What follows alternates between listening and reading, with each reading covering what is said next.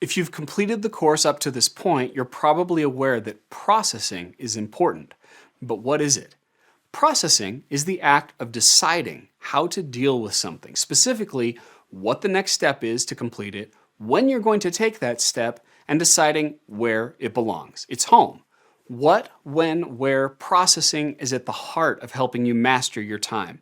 Here's how it works. First, pick up or look at just one item from one of your approved gathering points. One and only one. If you pick up two items or pick up another item when you're processing something, you're switch tasking, which wastes time. Next, ask yourself, what is the next step? Meaning, what's the next action step I need to take to move this thing toward completion? Then ask, when will it be done? Meaning, during my available time, when should I take that step? Now? Later? What specific time will you choose and how long will it take? Finally, ask yourself, where is its home? Meaning, where does this thing belong? Should I file it away, delete it, put it in a new home? And that's it. Get in the habit of asking yourself these three questions every time you pick up an unprocessed item. What is the next step? When will it be done? Where's its home? To condition your mind, ask yourself the questions out loud. What is the next step? When will it be done? Where is its home?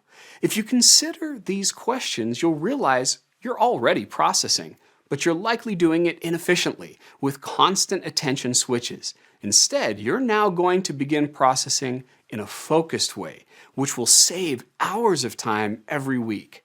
It all begins with consciously asking yourself, what is the next step? When will it be done?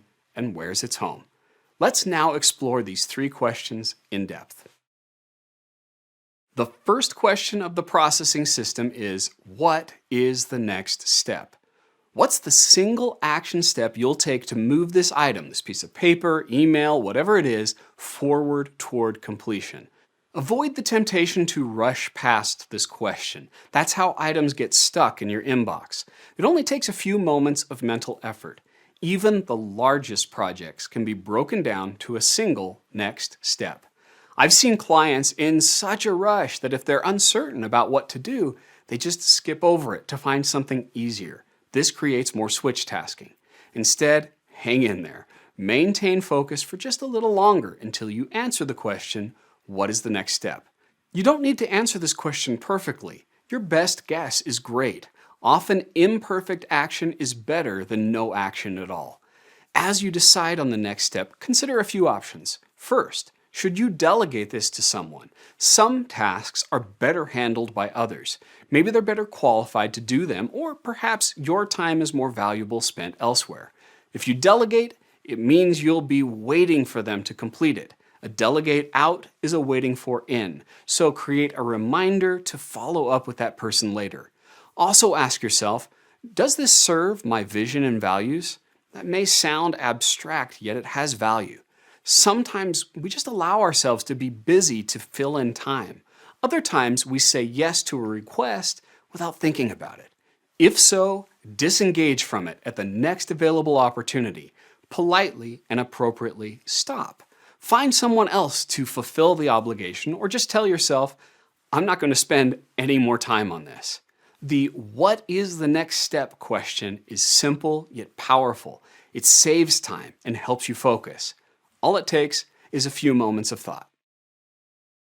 After you've decided your next action, it's time to decide when you will do it. Be specific with the when will it be done question. For example, rather than next week, say Tuesday at 10:30 a.m. But how do you know which when is best? First, while processing, if the action step can be done in 5 minutes or less, do it now. Delaying likely takes at least a few minutes of time plus the cost of switching attention from another task. Doing short tasks now saves time. Second, calendar a step that will take more than 15 minutes or is time sensitive. Why? Something that is long is unlikely to fit into a busy day. You reserve space to complete it by budgeting time in advance. And anything with a deadline belongs on the calendar, which is a solid commitment of how you'll spend your time. The 15-minute or time-sensitive rules break the habit of repeatedly procrastinating to-do list tasks. If you're processing properly, most of your actions will either be done now or calendared into the future. But what about everything else? The steps that take between 5 and 15 minutes and are not time sensitive. These actions are best served by task reminders. This is only effective for short, brief, and flexible actions. These reminders are for you, not someone else. The calendar is solid, but task reminders are fluid. Use them to remind yourself of possible dates and times when you might act. And if you don't perform the task at that specific time, it's okay to snooze or reschedule the reminder. Finally, a few wrap-up tips. Group repetitive tasks. If I regularly pay bills, it may be better to have a weekly or monthly calendared task to pay them all at once. This helps you get in rhythm and reduce switching cost. Also, leave buffer time between appointments. Our world is fast-paced and interruptive, so let's leave breathing room between tasks and meetings. In general, 10 minutes of buffer for every scheduled hour. Last, the more valuable something is, the sooner you should do it. Priority is a function of time. Delay low-value tasks and projects for as long as is reasonable. Carefully deciding when you act will help you prioritize and regain control of your time. The final step of what, when, where processing is where is its home. You need to decide where to put any physical or digital item associated with this task. Let's consider some best practices. First, remember this phrase: everything has a home and no visitors allowed. This means that items of similar type should be grouped together and kept separate from everything else. This makes it easier both to find things and put them away. What kind of home should you use? Think folders, boxes, and shelves. Remember those recommended stacking trays and storage drawers? Use those to create new homes if needed. As you do, keep your homes no more than 3/4 full, so you don't hesitate to put items where they belong. Next, you may have heard the phrase, when in doubt, throw it out. Well, that's a good rule for physical items like paper, but for digital items, when in doubt, keep it. Digital storage is relatively cheap, and search engines can locate these items easily. This leads to another practice regarding where you keep contact information like phone numbers, addresses, and so on. Keep them all in one accessible place. Use an app that syncs the data continuously and makes it easier to share with others. Optionally, you may find it helpful to assign a virtual home to tasks by categorizing them according to situation or location. For example, I could assign a where by creating a temporary processed task list called One-on-One Nicole. When I go to the scheduled meeting, I'm prepared because all my questions and requests are there in one place. You can use categorized tasks for any recurring appointment, such as group meetings or shopping. These virtual homes for processed tasks make it easier to follow through because they free your mind from having to remember each individual task. A few seconds spent answering the where question can save us precious minutes or hours in the future. Let's simplify and speed up the process of basic filing, creating homes for documents. I'll share a hybrid approach, both paper and paperless, that works for most people.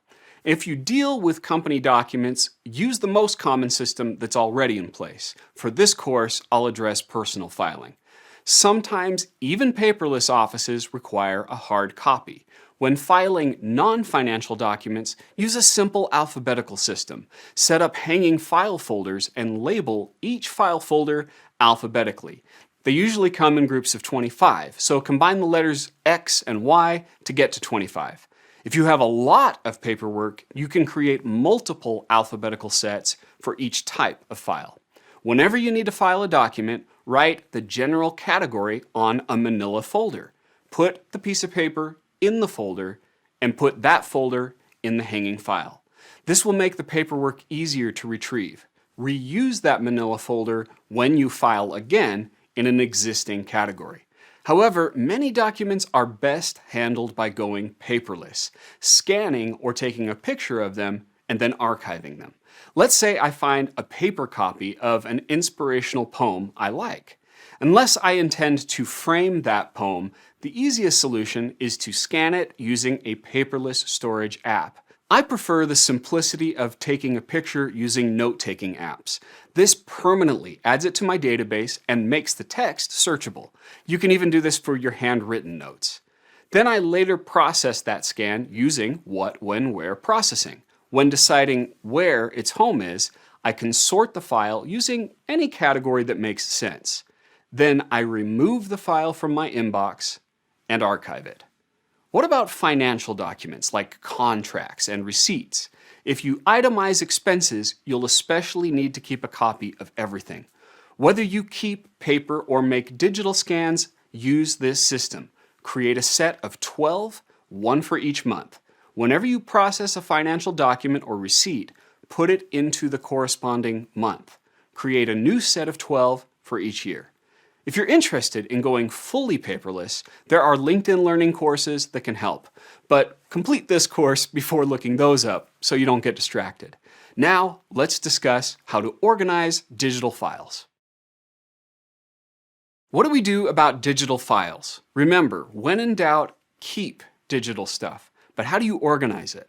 I want to share 6 universal principles for digital storage, regardless of the tool you use.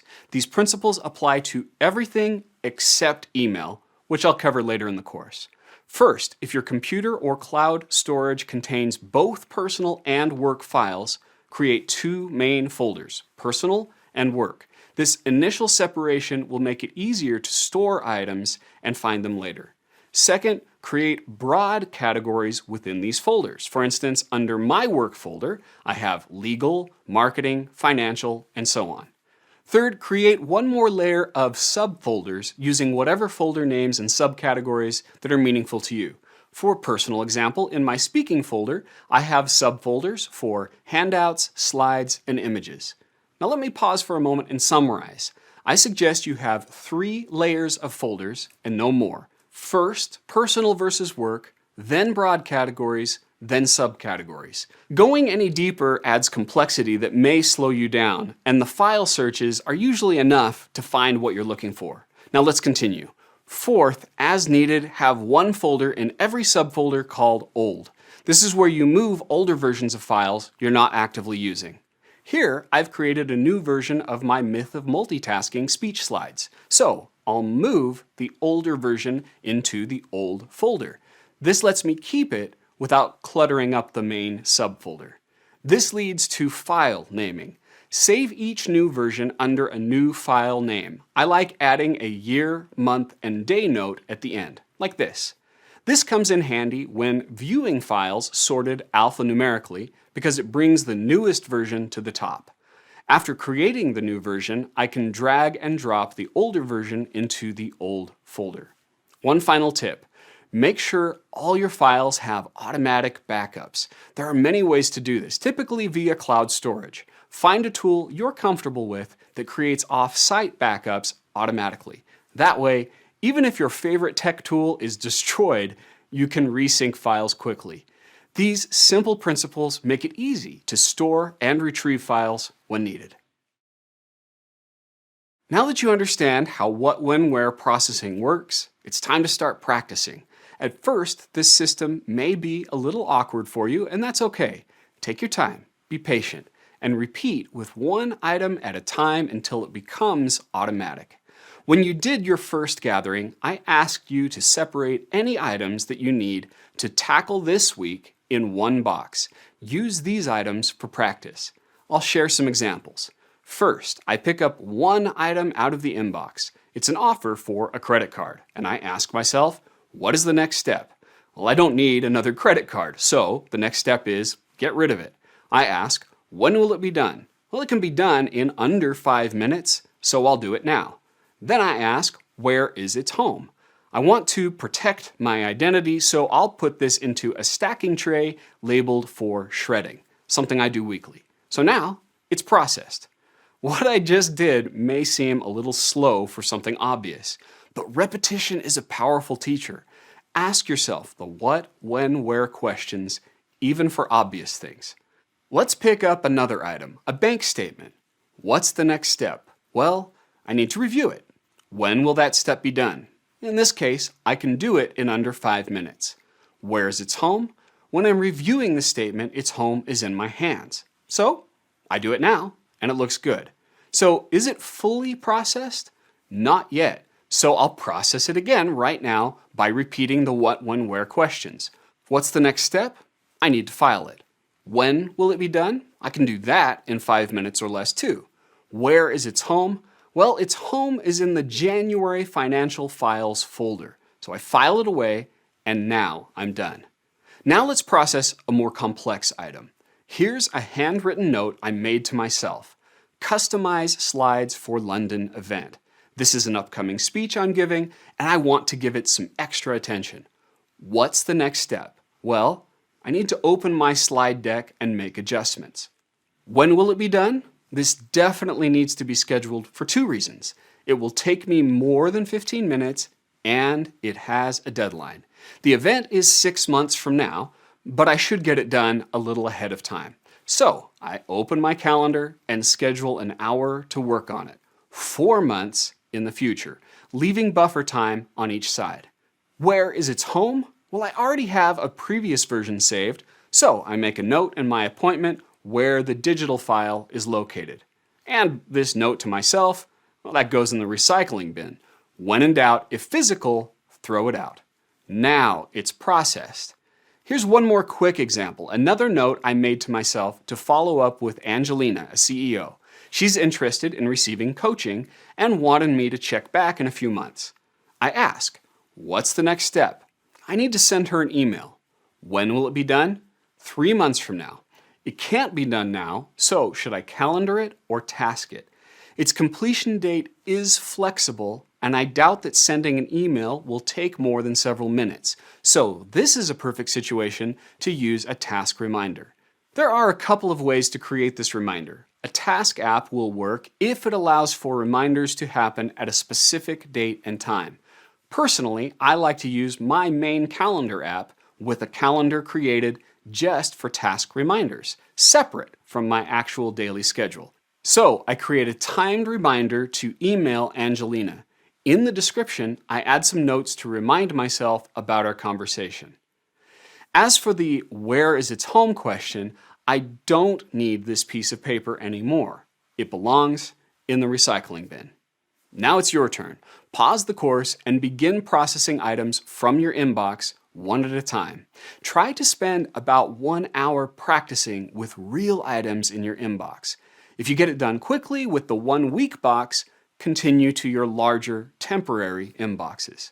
The more reps you get, the more efficient you'll become with what, when, where processing. Many of my clients process tasks directly from their notepad, either paper or digital. The same what, when, where processing system applies, with a minor adjustment to the where step. Note pages often contain a mix of reference notes and action items. As you take notes, indicate actions by writing a checkbox next to them. Consider this example from a coaching meeting with a client, Samuel. I have several general notes and 1 action item. Samuel committed to send me his project schedule by October 1st. I'll need to follow up with him. During processing, I focus on the first action on the page. What is the next step? I'll follow up with him. When will it be done? It's short and flexible, and I want to give him the opportunity to get it in on time, so I create a task reminder to occur on the morning of October 2nd. If he gets it back to me before then, I can delete the reminder when it pops up. Now, where is its home? I've processed the task, but I want to keep the other notes for reference. Remember the 3D filing system for digital files? This also works well for digital notes. I've created 2 folders in my Notepad app, Work and Personal. Within the Work folder, I have a subfolder, Coaching. Within that, a final subfolder, Samuel. I drag and drop the note page there, and I'm done. This rule applies even for paper note pages. After I process the checkbox task from my written notes, I can store the paper note in a manila folder using my alphabetical files, or take a picture or scan and store it digitally. During the mind clearing exercise, you likely listed some tasks in your notepad. These are perfect for practicing what, when, where processing from your notepad. Pause this course and process some of these tasks, one at a time, for 30 minutes. Each rep will help you develop your mental processing muscle. Before we continue, if you haven't yet spent 1 hour processing items out of your inbox, I'd encourage you to pause and schedule that now before proceeding. As you practice, you'll likely realize that while you're off to a good start, you still have a lot more processing to do. In fact, you'll make processing a lifelong habit. Aim to process each of your approved gathering points to empty at least once per week. Not all at the same time. You just want each to reach 0 for one weekly moment. Sound intimidating? It's very possible though. Most of my clients do this. First, set a recurring appointment in your schedule for processing. My recommended weekly allowance of processing is about 5 hours a week. Try 5 hours a week for a couple of weeks and then adjust as needed. I know this may sound like a lot, but remember, processing is just another word for deciding. Deciding what, when, and where. Most people already spend 10 to 15 hours per week processing because they constantly switch their attention from decision to decision. This system asks you to spend less processing time by doing it in a more focused way. When should those 5 hours per week happen? Most jobs have natural ebbs and flows. Aim for times when you're least likely to be interrupted. So if you're not usually interrupted first thing in the morning, you could test processing from 8 a.m. to 9 a.m. Monday through Friday. That would give you 5 hours a week. I recommend blocks of at least 1 hour at a time. Most people get into a productive processing rhythm at around the 25-minute mark. When you process for at least an hour at a time, you'll make the most of that rhythm. I personally prefer scheduling 2 large chunks of time on Monday and Friday for processing. Give a schedule a try, then adjust over time. Pause this video and create a recurring schedule in your calendar for processing, at least 5 hours each week. Then come back for one last step. Okay, we're almost done. What about the backlog of all those boxes? During the initial gathering, you may have finished with several boxes, perhaps dozens. Also, if you completed the mind clearing exercise, you may have gathered dozens of incomplete tasks to a notepad or other gathering point. This means you'll need to spend extra time processing, just this once. Generally, you'll schedule 1 extra hour per large unfinished box and 1 hour for every 30 unresolved tasks you gathered from your mind. So if you had 5 boxes beyond your normal inbox and 60 unresolved tasks, you'll need about 8 extra hours for processing. Don't try to do it all now. A good target to aim for is completing this backlog processing within the next month. Yes, it'll take some work to get to 0, but the payoff is amazing. It's a liberating feeling, and one I'd love for you to experience. So go to your calendar and schedule that extra time for your backlog processing. It'll be worth it. The system of what, when, where processing applies to email as easily as it does to your physical inbox. You open one item at a time from your inbox and answer the questions. What is the next step? When will it be done? And where is its home? Your ultimate goal for processing email is the same as your other gathering points. Bring it to 0, meaning completely empty at least once per week. It may take some time to reach this goal, but it's very possible. You may need to break a few unproductive habits to do it. For example, some keep emails in their inbox to serve as reminders of unresolved to-dos. Some keep email in their inbox because they're worried about losing them. Others depend on bolded, unread emails to determine what still needs to be done. These habits encourage switch tasking, the primary cause of lost time, mistakes, and stress. So to start, focus on the total count of emails in your inbox, ignoring whether they're unread. How many emails do you have in your inbox right now? No matter how high your number is, I'll cover how you can carefully and responsibly get it down to 0. Do you hoard email in your inbox? If so, you're not alone. Some of my clients had tens of thousands before completing this training. The good news is you can gain a lot of free time by emptying your inbox. The less emails you see when processing, the less switching cost you pay. Let's start with a quick, easy method for filing email. I used to use folders to categorize and sort things meticulously. This was time consuming and often made it more difficult to find things. Instead, it's better to archive processed emails. Email apps have robust search engines. So by archiving email, you keep them, making them available for searches while reducing inbox clutter. Let's make this as simple as possible. All you need to do is use an email folder called Archive. Many email apps have this folder already, and you can send email there with a single click of a button. Other email programs may require just one additional step, creating an archive folder. Typically, you'll click on the main email folder, create a new folder called Archive, and you're done. Then, when you answer the "Where is its home?" question while processing, you can click on the Archive button or drag and drop the email into the archive. Take a few moments to familiarize yourself with how your email search engine works. You can find emails again using the email address, date sent, keywords, and more. When it comes to filing your emails, keep it simple. Throw them into that archive and let the search engines do the work. Before we process your first email, let's explore email filters, sometimes called rules. Most email apps use this feature to automatically answer all the what, when, where processing questions for you. The most basic example of this is a coupon email from your favorite business. These don't affect my inbox at all, thanks to filters. Here's a coupon from a local pizza place. I like to order pizza from them, so I want to keep this email, but not in my inbox. It usually looks something like this. I click on the email, then click the drop-down menu and select Filter Messages like this. For this coupon, all I need is the simplest kind of rule. What email address did it come from? If I get an email from this pizza place, the rule will skip the inbox or archive it with a label, Coupons. So I'll never need to see this type of email in my inbox. Set up your email filter according to the app you use by doing a simple online search for how to set up email filters for and then the name of your favorite app.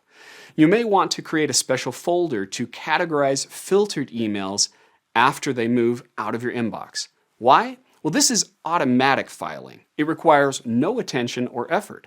A pre-sorted folder makes it easier to find filtered emails when I need them again. You can apply similar rules for informational emails, such as newsletters. I once worked with a mortgage company that would get hourly rate updates. We created a rule to put those into the daily rate update folder.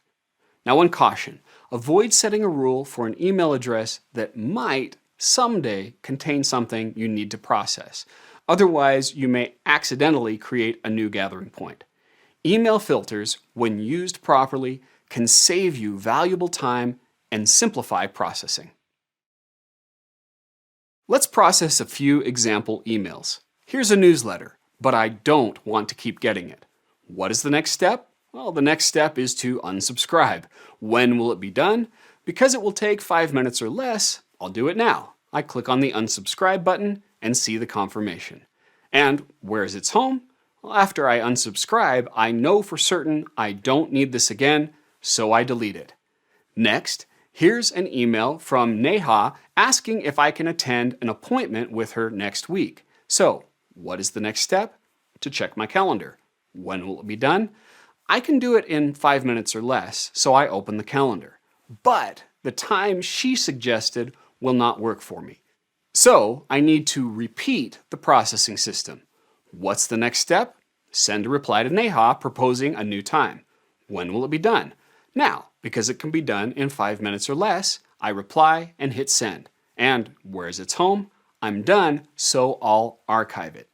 But let's imagine another step was needed. Maybe I need to make sure this meeting happens. In that case, there's a next step after this, right? I'm waiting for a reply. So I have a couple of options. First, I can create a task reminder for myself to follow up with her in a few days. I could copy the email and paste it into that scheduled reminder. Or some email apps have a snooze feature. This brings the email back into my inbox at a scheduled time. I can go to the sent folder, select the email I sent, and snooze it for a few days. Let's do a more involved example. A supplier asks me to look at options on their website. What's the next step? Visit the site. When will it be done? Well, I want to put some thought into this. It may take me 30 minutes. Since that's more than 15, I know it must be calendared.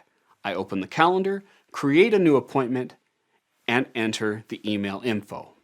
By the way, some email apps that are integrated with a calendar may allow me to drag the email to the calendar.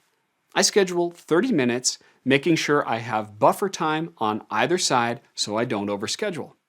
If I wanted to, I could color categorize this to identify the kind of work I'm doing, but that's optional. Finally, where is its home? Well, all processed email except for obvious deletions go into the archive. Now it's your turn.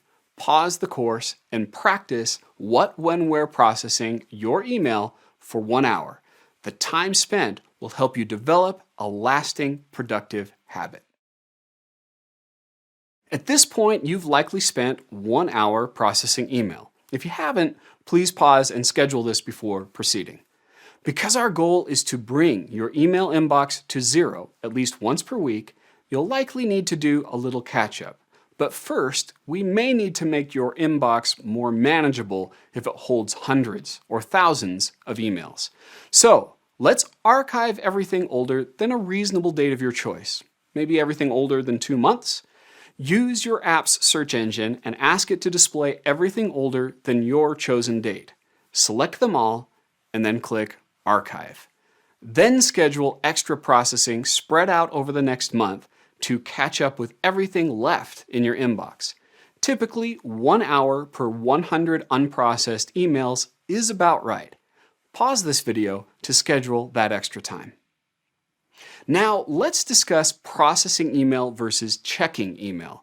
This also applies to messages. At this point, you've already scheduled your regular processing time, around 5 hours per week. But what about email and messages that arrive before your scheduled processing? Checking email is different than processing. It's just looking at your email and answering one question. Can this wait? Meaning, can this wait until my scheduled processing time? Say it's been a few hours since I've processed and I'm checking my email at noon. I scan through the new emails and ask, can this wait until my next processing time? If it can wait, I like to flag it, not because it's high priority, but because it's low. This tells me, at a glance, I can ignore it until processing. Some email apps also allow you to snooze the email until your next processing time. If I see an email or message that can't wait, then I process it immediately using what, when, where processing. This lets me deal with urgent things in a timely manner, but appropriately delay everything else. Choose a checking schedule that makes sense for your job and industry. Allow 5 to 15 minutes, less time if you check more often. However, be careful not to check messages continually. That leads to switch tasking and lost time. Remember, the average person is checking their messages 10 times per hour. So even if you cut your checking to once per hour, you'll radically reduce switching cost. Take a moment to choose an email checking schedule that makes sense for you.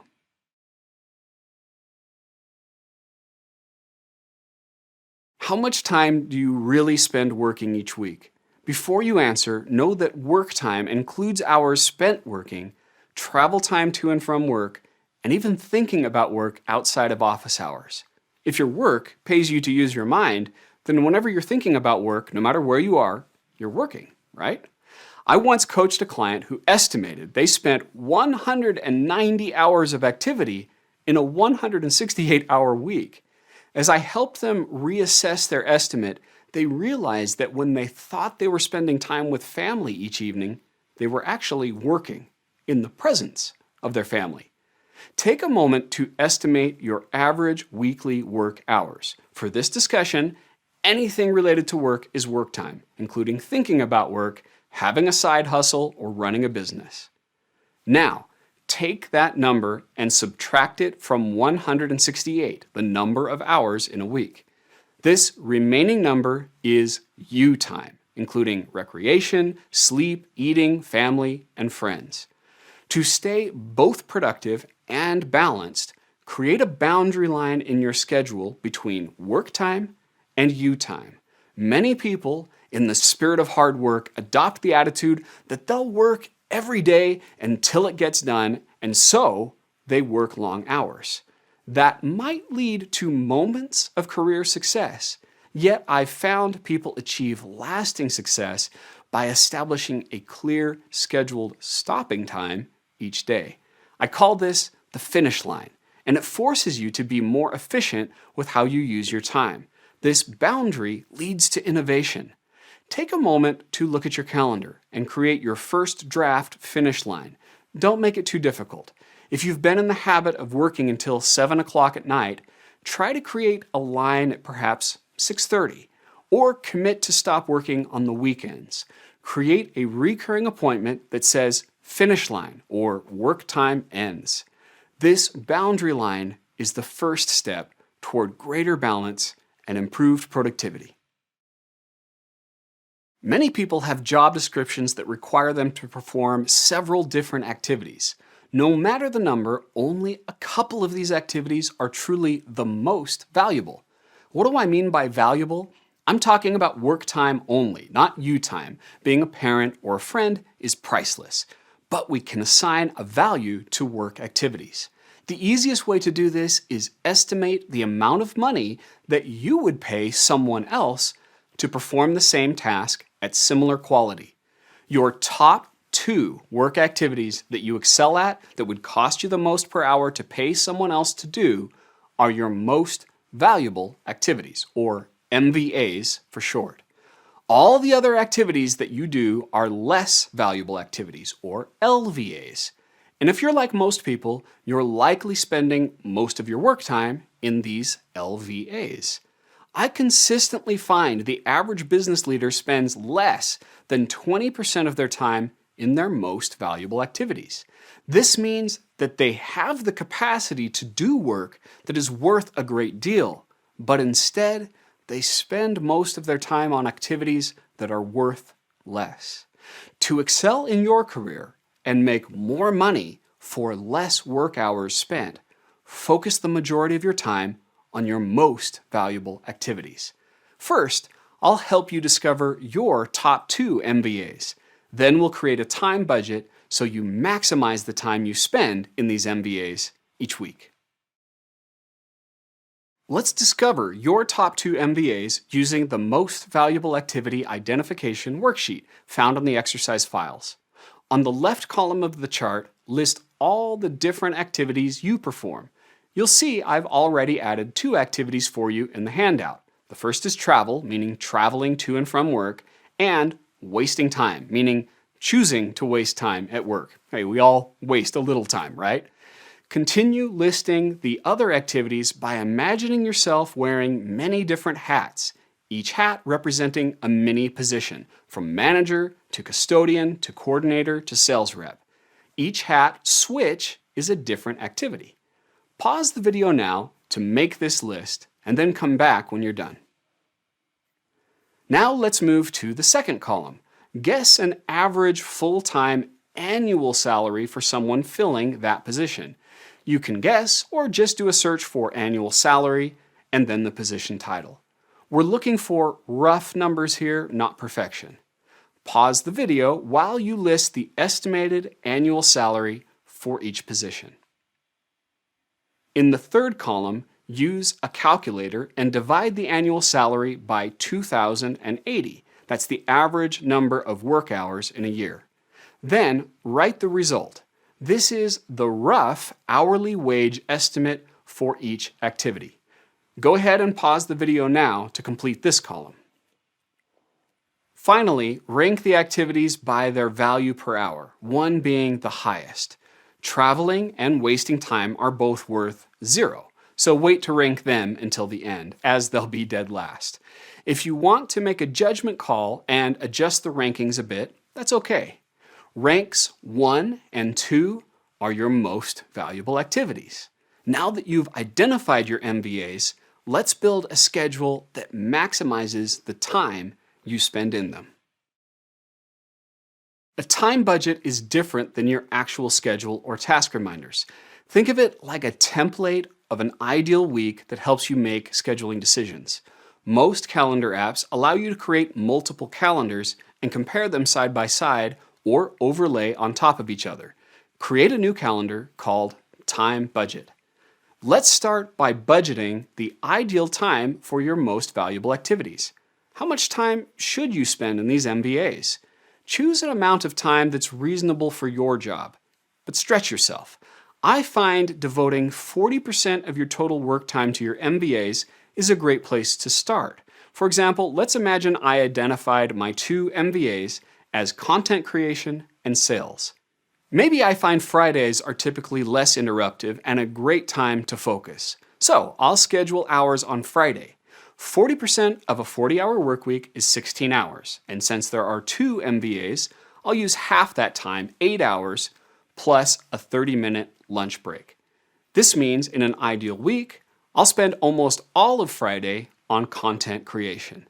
Next, I'll create a remaining budget of 8 hours for my second MVA, sales. I find around and during lunchtime is best for this, so I'll spend 2 hours each of the remaining weekdays around lunch. You may find it helpful to also budget time for 1 or 2 of your least valuable activities, your LVAs. This helps you limit the time you spend on those activities. Your time budget becomes a helpful guide to maximize the value of your work time. Let's explore a few examples of how to use your time budget to aid your scheduling. First, let's imagine I opened a note I took about an important sales lead who asked for a proposal. What's the next step? Well, I'll open the template I use and create a sales proposal. When will it be done? I think it'll probably take me approximately 90 minutes, which is definitely more than 15, so I know it must go to the calendar. I then refer to my time budget, which shows me the best time for my most valuable activities, and overlay that with my actual calendar. I find I budgeted time each weekday around lunch, so I schedule around 90 minutes on Wednesday for this proposal in my actual calendar. What if I'm processing an item that's a least valuable activity, an LVA? Perhaps I'm processing an email my accountant sent me. He says we need to review my finances for last year. It's important, but not one of my MVAs. He asks to schedule the meeting on Friday at 10. During the time I budgeted for content creation. You'll often be tempted to schedule LVAs on top of time budgeted for MVAs. Try not to do that. It's okay to suggest an alternate meeting time. So I politely respond with a couple of options that don't conflict with my time budget. Remember, sometimes saying no is about saying not now, but later. Refer to your budget before responding to a meeting request or creating more work for yourself. One last comment about the time budget. As you put it into practice, you'll start to notice what works and what doesn't. It's okay for it to evolve over time. Perhaps revisit your budget every 3 months or so. Protect your most valuable activities, and you'll increase the value of your time.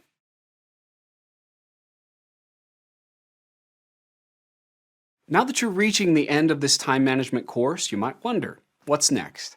For some, completing this course is all the help they wanted, and that's great. I've found many want a bit more guidance to further maximize the value of their time. This is where the recommended follow-up courses exercise file comes in. On it, you'll see several options to raise your time management game. It has 3 sections. The middle shows my most popular follow-up courses, where I'd recommend you continue your journey. For example, Finding Your Time Management Style offers a self-assessment to identify how you work best, and then offers specific customizations to adapt this course, Time Management Fundamentals, to your unique needs. On the right, you'll see a recommended weekly tune-up course, Time Management Tips. It's filled with hundreds of little best practices and answers to common questions. Don't try to complete this in one sitting. Perhaps a reminder once per week to watch 3 to 4 videos is enough to fine-tune your time management. And the bottom section lists other courses that might address your specific needs, such as improving the productivity of your meetings. Scan over that list and see if any of the topics interest you. All of this is optional. Just know there are additional resources available to help you achieve your time management goals. Congratulations on completing this course. Really, it was a substantial amount of work to get to this point, so well done. Remember the first question I asked you? What will you do with the free time you gain? Keep referring to that. And as free time starts to appear, schedule more moments to do more of those wonderful things. I'll leave you with 3 suggestions. First, one of the keys to developing a lasting habit is accountability. This means receiving regular reminders and ideally reporting your progress to someone else. I've created a tool for that, and you can get it for free at davelearn.com. Each week, an email will remind you to report your progress. It also shares a video on this library that answers frequently asked questions. Second, share this course and your experience with someone else, a friend, a coworker. If you have someone around you who's also trying to live these principles, it will improve your follow-through. You can also interact with others who are taking this course in the Q&A tab. And last, create a reminder for yourself to review this time management course every 3 months or so, maybe at a faster speed this time. Regular review will increase your likelihood of consistent success with time management. Thank you for allowing me to share these principles with you, and may you continue to be even more productive in the coming weeks and months.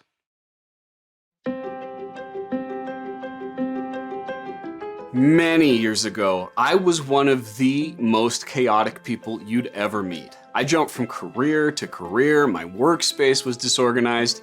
You'd need to use a shovel to get from the door of my office to my desk.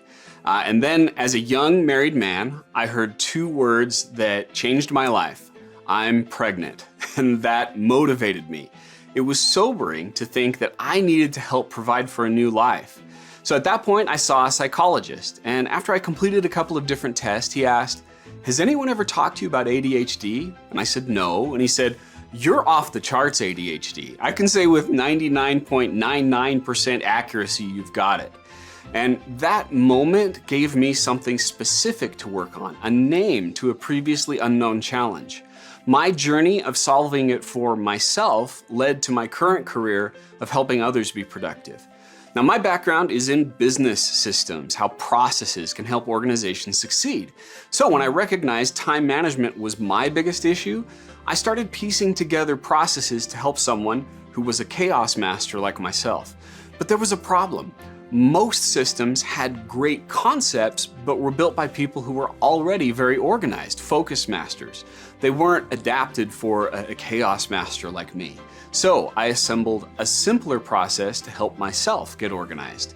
And then I discovered something interesting. My biggest issue is the same as most everyone else. Most people have so much going on, they're switch tasking so much that so even if they don't have the genetic condition of ADHD, they experience the same stress and issues. It's an epidemic of scattered attention. So I started to teach and coach others using this new process. And from that point, things took off quickly. My first book, The Myth of Multitasking, and every book and course I've created since then is about helping even disorganized people find focus and time.